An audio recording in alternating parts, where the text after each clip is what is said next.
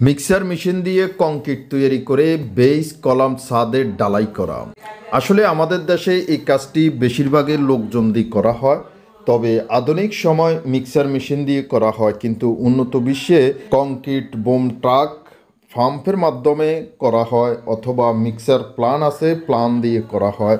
সেক্ষেত্রে আসলে টাকা পয়সা এবং টেস্টের বিভিন্ন দ্বারা থাকে, তবে আমাদের দেশে সাধারণত লোকজন দিয়ে করা হয়। প্রিয় দর্শক, আপনারা দেখতে চলেছেন মিক্সার মেশিন দিয়ে কিভাবে ঢালাইটি মিক্স করে তারপরে ঢালাই করা হয় বেস কলাম অথবা ছাদে। শৌখিন হাউসে আপনাকে স্বাগতম। আমি বাদশা মিয়া আছি আপনাদের সাথে। আজ আপনারা দেখতে চলেছেন কিভাবে মিক্সার মেশিনে ঢালাই করা হয় কংক্রিট। কংক্রিট সাধারণত আমাদের দেশে লোকজনের মাধ্যমে তৈরি করা হয়। কংক্রিটের ঘনত্ব তৈরি করা, স্যাম্পল তৈরি করা, এই ক্ষেত্রে দেখা গেছে যে কংক্রিট সম্পূর্ণভাবে সঠিক হয়েছে কি না তা দেখা। আসলে এখানে কোনো পরিকল্পিত কিছুই নেই, তবে শুধু একজন মাঝি যিনি পরিচালনা করেন মিক্সার মেশিন অপারেটর, তাকে মাঝি বলা হয়।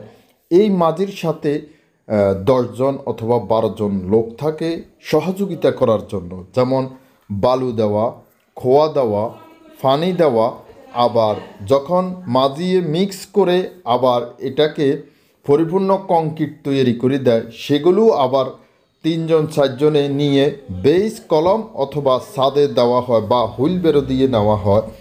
এক একজনে এক এক রকম নিয়ে থাকে।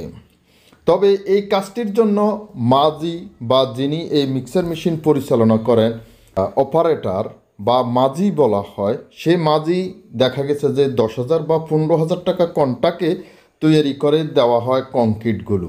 তবে এখানে কংক্রিট কতগুলো বস্তা দিতেছে বা কতগুলো সিমেন্ট দিতেছে বা পানি কতটুকু পরিমাণ দিতেছে, এগুলো সম্পূর্ণ আন্দাজের উপরে দেওয়া হয়েছে। এখানে কোনো পরিমাণ নাই, পরিমাপ নাই, কোনো কিছুই নেই।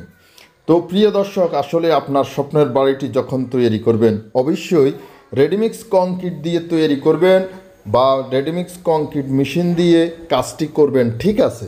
তারপরও একজন ইঞ্জিনিয়ার সামনে অবশ্যই রাখবেন এবং একজন অপারেটর অবশ্যই রাখবেন যে কতগুলো খোয়া দেওয়া হচ্ছে, কতগুলো বালি দেওয়া হচ্ছে, কতটুক সিমেন্ট দেওয়া হচ্ছে, আপনি কতটুক পরিমাণে ঢালাই দিতেছেন, এগুলো সম্পূর্ণ পরিকল্পনা করে একজন ইঞ্জিনিয়ারের মাধ্যমে ঢালাইটি সম্পূর্ণ করবেন।